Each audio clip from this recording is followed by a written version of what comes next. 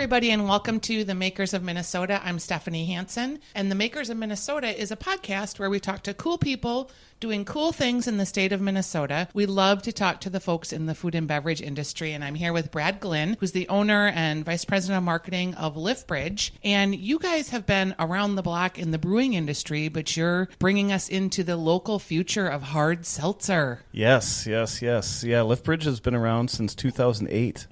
And in 2008, we were actually the 12th brewery in the state of Minnesota, which is crazy to think of right now. Yeah, because there's like 150, right? Yeah, 150 plus. Seems like every other day you hear about a new one. So it's a great honor to have been around that long, and we've grown what we think is the right way, pretty organically, not overstepping, and really making some strategic brands throughout our history, and hard seltzer would be that sort of strategic push as well. So let's talk about that, because you've had Farm Girl, which is it Saison? Is that how you pronounce Saison, it? Yeah. You've also had some other beers that you've developed along the way, and you guys are right positioned sort of between Minnesota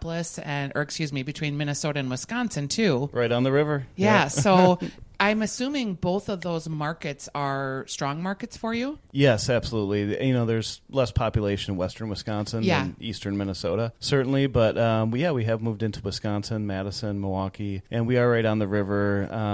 It's a lot of outdoors activities as well on the river. So that's kind of transcendent of both Minnesota and Wisconsin. So you've got the beer in cans. You've also got the tap room. Yes. And is the tap room, how would you describe it? Well, our tap room, it's interesting. We're probably a smaller tap room. We don't have a kitchen. We have food trucks every now and again, and we have some great snacks. But actually, when we moved into our facility, there was no tap room law. So we had offices, and we didn't really intend on having a tap room because we couldn't really sell beer direct to the public. So when that happened, we kicked ourselves out of our office and created a pretty cozy atmosphere. There's about seating for 49 or so. A lot of warm wood, a lot of kind of St. Croix Valley character going on, and it's cozy and it's fun and it's great people. So it's all those things people love in a tap room, but we're not this a big restaurant. Right. Does that appeal to you to expand in that way in the future, or do you look to events and things your neighbors are doing out down there on the river to be like your tap room, as it were? We definitely probably want to do some more food. Again, it's part of the experience of matching, whether it be beer or hard seltzers. We have sodas now too, so we see a lot of families come in and they're bringing food, or they're having to leave and go get food. So kind of rounding out that experience would be nice to have food. So when we look at like our next brewery, which we're planning right now, we'd love to have a kitchen option. So you're building another whole brewery? Yeah, we've outgrown our space, and we've really exercised all resources as far as what we can do at our existing space. So we're actively looking right now. We announced last year we had an option on some land nearby us, so we're still pursuing that with banks and final equipment selection. Stuff just takes a lot longer than we had hoped, but it's expensive. And again, as I mentioned, we've been around 11 years because I think we've made some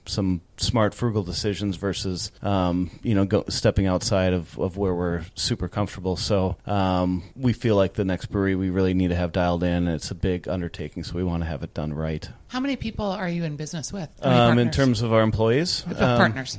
Partners, there's 4 of us. Okay, so. And then how many employees?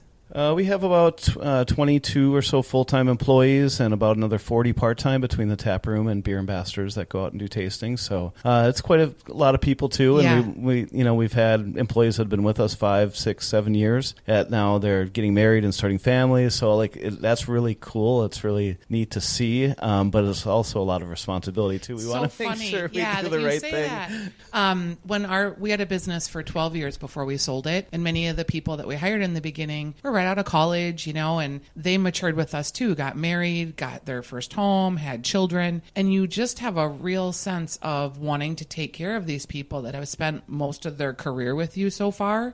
Yeah. And it's pressure. And grow, and we want them to feel satisfied in their careers. And that there's opportunities for them. For sure. A lot of people are wondering if the craft beer market is saturated and if we're going to start to see people go out.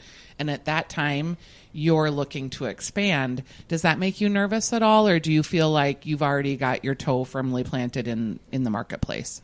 Yeah, we feel pretty comfortable. We're at our existing facility, we've really outgrown our capacity a few years ago. So we're working with some other local brewers to do our beer for us. And to meet the demand. Yeah, meet the demand. So we know the market's there. We're growing this year. We're already up over almost 40% over last. So what do you attribute that to? Is it the hard seltzer? That and innovation. Over the last year, we've completed a transition from bottles into cans completely. Yep. We've come out with some new packages. We've been really consistent in our branding. I think we've just done a really good job of that. We've hired a few new salespeople as well. And we've really, gotten in the right places with the right products, with the right branding, and all those things need to happen for you to have sustained success. Which, as you mentioned, there's a lot of other competition right now, a lot of other craft brewers, a lot of other cool new products. Aside from just the trends of now it's IPAs, now it's Northeast IPAs, New England style IPAs, now it's milkshake IPAs.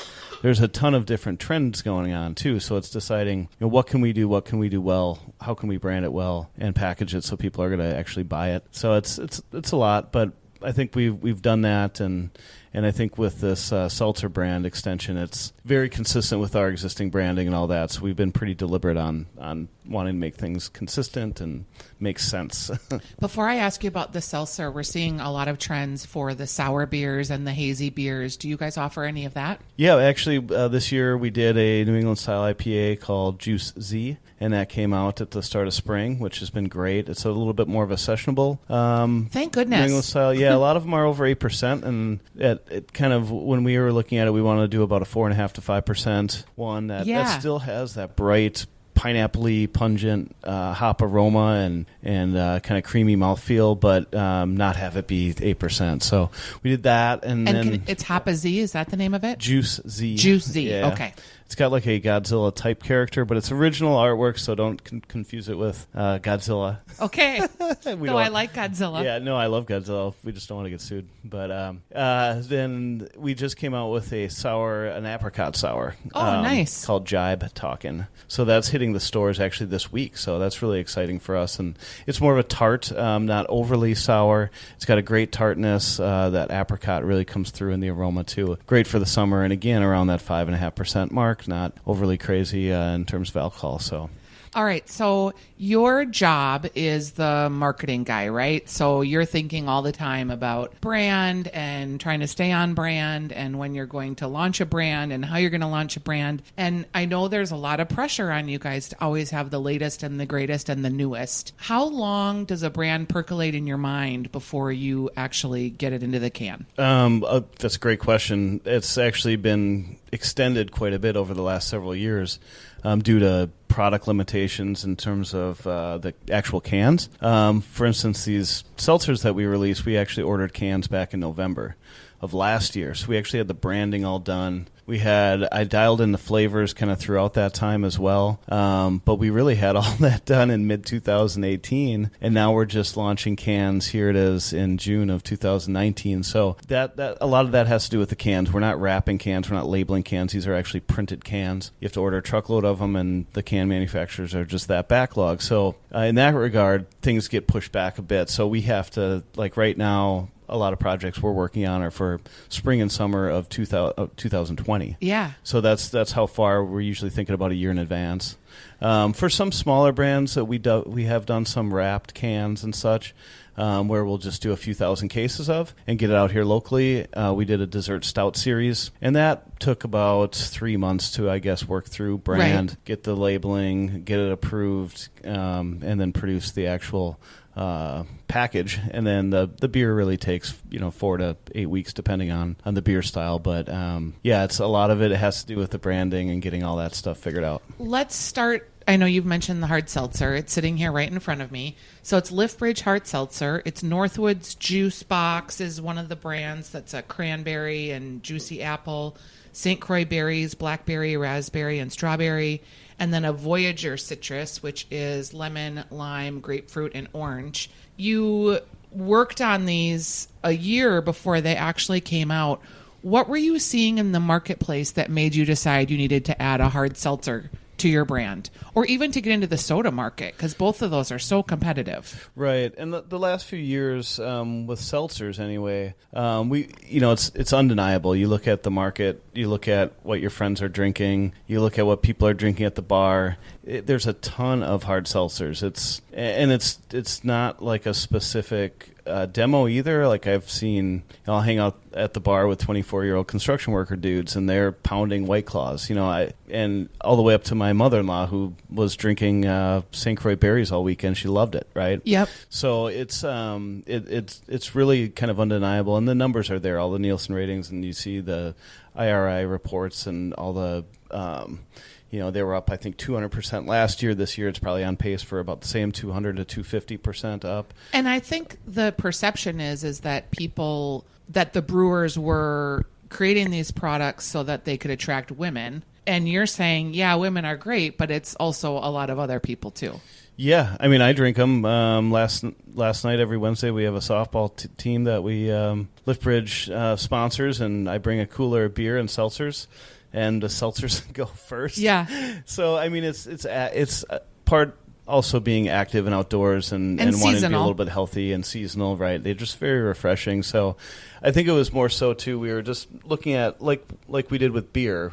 When 20 years ago there was a lot of lighter beers without a lot of flavor, and craft brewers, home brewers also decided, hey, why don't we make beer, but let's have it taste good and be relevant to us, and let's experiment a little with it and have fun. That's where the whole craft beer movement came from. So we apply that same principle to seltzers, in that, hey, we're drinking them, our friends are drinking them, we enjoy them. How could we do those, and how can we make them regionally relevant? How can we experiment with the flavors? And is the taste? I mean, you're going to tell me yes, but do you think they taste better than like the national, like White Claw or Truly or whatever the other national ones are? I mean, I think so. Certainly, like you said, I'm biased. We have heard that from a lot of folks, though, who try it. I think right now, too, it's all really month to month, too, which is crazy to think. But you're seeing a lot of those bigger national brands come out with very much lighter. Like there's a race to be the lowest calorie as well. Yeah. So what they're doing is trimming alcohol. They're trimming sugar. So now you have a 70-calorie one that I just saw out that's 4.25% alcohol, or no, it's less, 3.7% alcohol, and it's 0 grams of sugar added. Well, that's great, but at the end of the day, you're left with a pretty flavorless product that's actually not got very much alcohol in it, so why are you drinking it? Right. So ours, we keep at 5% alcohol, and that gets you 80 calories right off the bat and 12 ounces, so there's nothing you can do to avoid that. We found that between adding, we messed around with either 1 gram, 2 gram, 3 gram added sugar, and really 2 gram for us was the best combination of that sweetness to carry the flavor, amplify the flavor, not have it taste kind of bitter or like tonic water, and but also only add a dozen calories. So really we're at under 120 calories, which is kind of where we want to be with it. And the flavors, we've really worked hard to do all natural flavoring. Again, trying to be more regionally relevant, like with Juice Box having the cran apple, which there never has been a Truly or White Claw haven't come out with a cran apple. Maybe they will now, but and Cranberries and Apples, obviously so Midwestern. Cranberries hailing a lot from Wisconsin, and apples from Minnesota. Yeah, absolutely. So that it's really relevant. And that really speaks to to our direct customers. So, like I said, we're trying to attack it from that angle. Like, how can we make it, put our stamp on it? And that's why we went with the branding too. We didn't want to create some separate line with some trendy 4-5 letter word that no one knows what it means. We just wanted to be, this is Liftbridge Hard Seltzer. We're standing behind it. We put Liftbridge on the label, and therefore you should know it's good. Yeah, because you guys care about your products a lot. Yes. In terms of the marketing of it, like, do you now want to take? I mean, I would assume this is like something you can take to events, something you can do for sponsorships. Do you look at that as a way to break into it, or are you more looking at it as a complement to what's going on at the brewery and the tap room? Yeah, I think it's a compliment. You see the market in general, and really everything. The beauty of the market is it's all consumer driven, right? If people are asking for it, whether you're Target Field or whether you're our tap room or the liquor store down the street, if people are asking for it, you're going to put it out there. And the more people start drinking it, the more you're going to feature, right? So like Target Field this year featured Juice Box on tap at Bat 34. Obviously, that's awesome. It's a huge venue. And, 6 years ago, if you were to say, yeah, there'll be an MLB baseball team featuring a hard seltzer on draft, right, people would think you're crazy. But right now it makes sense, and it's doing really well. So at events, from county fairs to I'm one of the organizers of Lumberjack Days. We'll be featuring our hard seltzer there at big events, too, because people want it, and it's great for the summer. And giving people that option is something that everyone needs to be interested in. On behalf of folks in the Eastern Twin Cities, can I say thank you for rescuing Lumberjack Days? You're very welcome. It was a heritage festival, and it had a little weird management problem sort of along the way, and you are one of the people that came in and helped revive that so that it can continue to happen. So thank you for doing that. Yeah. It's a festival favorite, and it was such a bummer when it was going away. Everybody was like, no. Yeah, and it's great. And Liftbridge, obviously has been behind it and afforded me the luxury of the time it takes to plan that, and of course some of the sponsorship dollars behind it as well. So, it's all about community and making that festival teach the culture of the St. Croix Valley once again. Yeah, I work on Stone Arch Bridge Festival, and it also started as a way to bring people back to the riverfront. And this was before, there were any condos or any development down there. Similar situation, a guy that had some investment along the riverfront was like, people need to know that this is a cool spot, and started to do the festival. And it's a full-time job. It's a lot of work, and so I appreciate that you do that as well. What is the hardest part about your job? Probably just day to day, trying to prioritize, especially when we're thinking about a year in advance. What flavors should we come out with? We're talking about, some new seltzers for next year. What flavors we can look at? Where do you get ideas from? Everywhere. Restaurants. I don't know. I'll have a dish and I'm like, oh, that combination of lemongrass and, lemon was really nice in that, or whatever, or just what's going on in the national market. Working with some of our suppliers, again, we work pretty closely with our suppliers in terms of sourcing these natural extracts that they'll actually give us some heads up, like, hey, by the way, this year mango was crazy, and we're like, well, yeah, we've been doing mango for a couple of years, and it has been crazy, but they'll give us kind of some heads up what's getting traction in the market too. Maybe some new extracts that they're doing that are natural, organic, that we might be interested in. So it's really a combination. And then we just brainstorm. So we have Google Docs going around our whole company. And anyone in our company, we ask beer ambassadors if they're out doing a tasting and they see something that's kind of interesting, bring it back, throw it up, we'll see. And let's brainstorm it, and then we can just experiment and see what we like, what we don't like. Are you in charge of the social media as well? I am indirectly. Christina is our marketing coordinator, and she does a great job doing our social media, Instagram, all that. So, yeah. But you set the strategy with her and kind of the backbone of it? Yep. Have you noticed changes in social media and what resonates more and what you have to do more rather than less? Absolutely, yeah. And we're targeting a lot more local influencers with, on Instagram, Twitter, et cetera, and a little bit less reliance on Facebook. I think everyone understands now, even that print media, as much as I love reading the newspaper every Sunday morning, Monday through Saturday, it's typically not my thing. So, and we're seeing that in numbers. So whereas, 10 years ago we were putting ads in the Stillwater Gazette and, some other publications, now we're definitely directing a lot more attention towards social media, Instagram especially, doing a lot of great photography, which is awesome in the St. Croix Valley. We have a lot of great venues and a lot of great backdrops for pretty cool photography too, and a lot of beer and life things, a lot more lifestyle.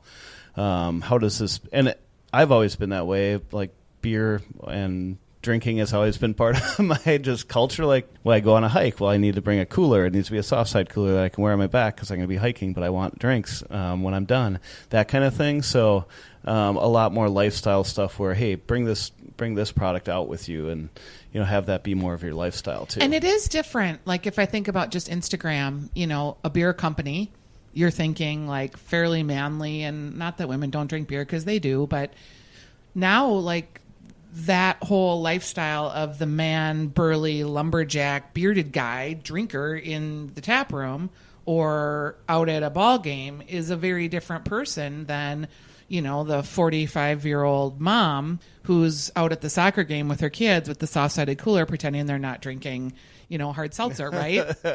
Yeah, or Pinot Grigio. But that's how it is, and all of the above are friends and customers. So we're not, we want to everyone can come. Not alienate anyone. Yeah, right. It's like anyone can certainly buy our seltzer as long as you're over 21. Yep.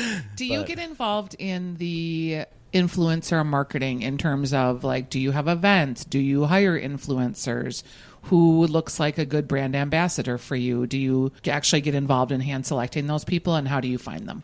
Sure, and we're just out in the market. We're obviously very active on Instagram and seeing who else is in terms of lifestyle and kind of what fits our brand. So some are easier than others. There's I don't know, we can mention a few, but Farm Girl Stable is one that we early on we're well, we have Farm Girl and she's Farm Girl Stable. That sounds really awesome. Hey, let's reach out and see if anything can make sense. We do send out a lot of stuff too, just to make sure people know about new products that are coming out. And again, that's more of information. I mean, people right now, aren't reading the paper in the morning. They're going on Instagram and Facebook for news, what's new. It's news, right? So people like yourself and other social media influencers are actually giving people the news, what new products are coming out, what new restaurant opened, and what did they really like on that menu. Right. I mean, it's important, actually. So we do absolutely do some, I guess I wouldn't call it hand selection, but we look at who's out there, and we talk to people and just see what could be cool. We certainly love to get people to the brewery, so we host events every now and again when we have a new product coming out, to try to get people in front of the product and let their fans know what it's all about. Is there a dollar amount that you see influencers within the Twin Cities kind of commanding per post, just as a general benchmark? No, we really haven't gotten into a lot of that. So I would say that more of what we do is send out product and the cool story, and then we offer some other things. We've we went to a Twins opener this year, and we brought around a couple folks, and so it wasn't here, I'll give you $100 if you post this. It was more hey, why don't you tag along for the day? More organic. We'll pick up your lunch or whatever, but we'll be pounding Lift Bridge all day long. I hope. I mean, maybe it's going that way. I don't know. You probably know better than I do, but part of me hopes that it doesn't get to the point where you're actually, set dollar amounts for set number of impressions or something. I don't know. I think it's both, and I think what you mentioned about the way that you like to run your business is pretty organic in nature. I think that there are still a lot of opportunities to do that. It takes longer, and it's harder because you really have to be immersed in the community and know who these people are, and then you have to want to spend time with them, and they have to want to spend time with you. If a national brand comes in and they want to make a splash in the Twin Cities, they're probably just going to hire people at $100 or $200 a post, right? Right. But I think you, as a local person and kind of knowing where your brand ambassadors might lie, that's an advantage. Yep, and it keeps getting more and more organic each day too. With whether it be there's two people with 50,000 followers, or now there's 50 with 1,000. Yep. So I mean, either way, you can reach a lot more people than you ever used to be able to, in a more genuine way. Yeah, and I think there is attraction for a marketer like yourself to the 50 people with 1,000 followers versus almost the 2 people with the 50,000 followers, because it's sort of like spreading the word if you've got 50 actual people versus 2. Right. You know what I mean? Sure. It's kind of interesting how the micro influencer trend is taking hold. Yeah, and again, it's something you can definitely spend time on. And again, I think it's great for people like yourself too. And I don't want to say that we don't pay anyone, or we wouldn't ever, because I mean, people have to make a living too. Yep. You're dedicating time and effort, so that's definitely something that we recognize. But it's ever evolving, so we just try to keep staying ahead. And it is weird, yeah, because there's very few people that are leaving their day jobs to go be social media influencers, right? Mm-hmm. Yet there are some people that probably are on the cusp of being able to make it more in the big time, and And just like any marketing, like you have the Star Tribune as the big newspaper, and then you have all the little ones that still, all marketing avenues can work if done the right way, right? Or purchased the right way. Oh, correct. Yeah. And it's, again, who's your audience? So yeah. We just turned down a tasting that we had to spend money on for a show that really wasn't our market. It was another food and beverage product, but it just didn't make sense. So right. we're like, well, let's just focus energy on like, either this other beer fest or this other tasting that makes more sense. People come to you all the time, I'm assuming, with opportunities like that. Is having, I always think having a dinner is interesting because, particularly with like seltzers and cocktails, people don't know how to pair that with food. Beer, we're getting a little more sophisticated. Wine, certainly. But like I've gone to a cocktail paired dinner and it was really fascinating, very interesting. And I could see you doing dinners with your flavors too. Oh, yeah, for sure. And again, kind of that gets back to the lifestyle thing, too. I mean, when we either host friends at our house or we go out on a boat or we're just, taking a walk with a few friends with the dogs kind of thing, part of bringing that product is that becomes part of that experience. So if you're going out to dinner or having friends over for dinner or something, too, it's okay to be mindful of, hey, I made this great salad with the citrus vinaigrette. Why don't you try it with the citrus seltzer and see how that plays with each other? Or, here's this dessert with some cinnamon and this and that. The cran apple would actually kind of go good with that. Let's try that, and it just makes it more fun. Will it kill you to know that sometimes I drink these hard seltzer drinks and then I water them down with just soda water? Oh, I thought you were going to say you water them down with vodka or tequila. I've done that too. I've absolutely done that too. Kind of the double dip, we call that. Yep. Especially like, this one might make a great Moscow Mule and... I've definitely done that. But I also think with some of these drinks that you can kind of control, like if you're going to be out on the boat all day, if you're going to be able to do like half and halves, you can be out and... Yep. Well, and you put it in a big glass with a lot of ice. It's going to dilute anyway. Yeah. You're going to sip on it. That's kind of how I drink my ciders. Exactly. And that's how I do too. And that's something that, you're not going to put beer on ice necessarily unless you're crazy from northern Wisconsin or something, but I actually do. It drives my husband insane. Yeah.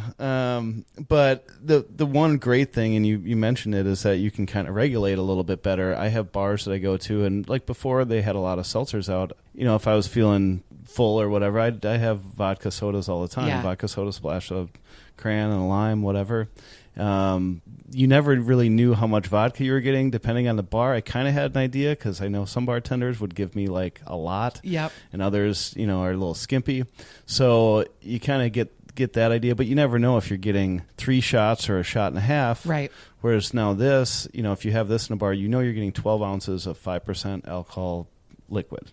So it's very regulated, and that makes it a little bit safer from the consumer angle too. Yeah, absolutely. And I think there is a trend that we're seeing towards more, I don't want to say responsible drinking because that assumes that we were all irresponsible, but wanting to be in the culture of what this is, but not wanting to be heavy alcohol consumption. Yep. Oh, for sure. Yeah. I mean, we all have busy lives, so I can have a drink at lunch or something, or a beer at lunch, which is fine, and maybe a couple during dinner. But if I have something else to do, like I have to go pick up a kid or something, I want to make sure I have like 1 5% alcohol beverage while I'm eating, and then I'm fine. Well, if I have that, three vodka shot at drink at the bar, then I'm not so sure. Yeah. I'm okay or not. So that is important. Yeah. It's interesting that people are starting to pay more attention to that. When you look at, do you guys do radio advertising or radio partnerships as a marketer? I'm just curious, that industry has changed so much too. And do you also look at podcasts as a way to get the word out? Yeah, we've done both. We've sponsored a few podcasts that are very beer-centric. We actually have a great partnership with 93X with our Brotherhood beer that we do. Over the last 4 years, we've raised a ton of money for the Minnesota Military Family Foundation through that partnership. And we've been featured at a lot of rock shows and a lot of cool stuff around town. They're one of the bigger radio stations around town. So that actually we have that a little bit of exclusivity with them, so we haven't done a lot of other radio, to be honest. But that's been about the extent of it. But it's still out there. Radio has changed, but it's still, a lot of people are still listening. So, yeah. It can be, if you can get the right partnerships, a very viable. But podcasts are great. I mean, I listened to a podcast the whole way here. What'd you listen to? Packernet podcast. What's it about? It's about Packers. Oh, I'm Packernet, sorry. I'm a Green Bay Packers fan, so no, that's how I get my Packers news, because it's either that or listen to Paul Allen just make me want to rip my eardrums out about how awesome the Vikings are going to be this year. But so I need to get that other news somewhere else, and we'll listen to other Skull North. Have you checked that out yet? No, that's not on my list. I don't know. But there's a lot of beer marketer ones as well. There's beverage marketer ones. There's just marketing ones in general. There's a number of beer ones here locally that I do pay attention to. What app do you use for listening to podcasts? I use iTunes. Okay. It's a really handy app, and some people use like Stitcher, and Spotify is getting into the game now too. Yeah, Stitcher, it seems like you can get a lot of different format or a lot of different platforms into one, but iTunes has been fine with me, and it syncs with my car and all that stuff, so I don't have to do much. Yeah. Well, thank you for supporting podcasts. We're obviously a podcast and trying to get the word out. It seemed like it's really bubbling up now where people are like, wait, how do I do this? And I'm at the gym and this lady hands me her phone. She's like, show me how to put a podcast on my phone. So it is cool. Yeah. Yeah. And especially for that working out, or if I'm driving a half hour, perfect. Half-hour podcast, and I'm there. Yeah, that's interesting too, because we're in the industry trying to figure out like how long. And you have Joe Rogan, who's 3.5 hour long podcasts, and then other people are saying like just do it the length of a commute. So what's the length of a commute? 20 to 30 minutes. Exactly. That's what I like. Do you listen to Joe Rogan? Are you into the whole? No, a little bit. I have, and he's had some funny bits. I've usually listened to just clips and bits. So yeah, it's a long time to devote to one man's evangelizing. Yeah, it's pretty intense. Well, this is really exciting. It's Liftbridge Hard Seltzer. We've been talking to Brad Glynn, Vice President of Marketing and one of the founders. Thank you for being a guest on Makers of Minnesota. Thank you very much, and try our seltzers.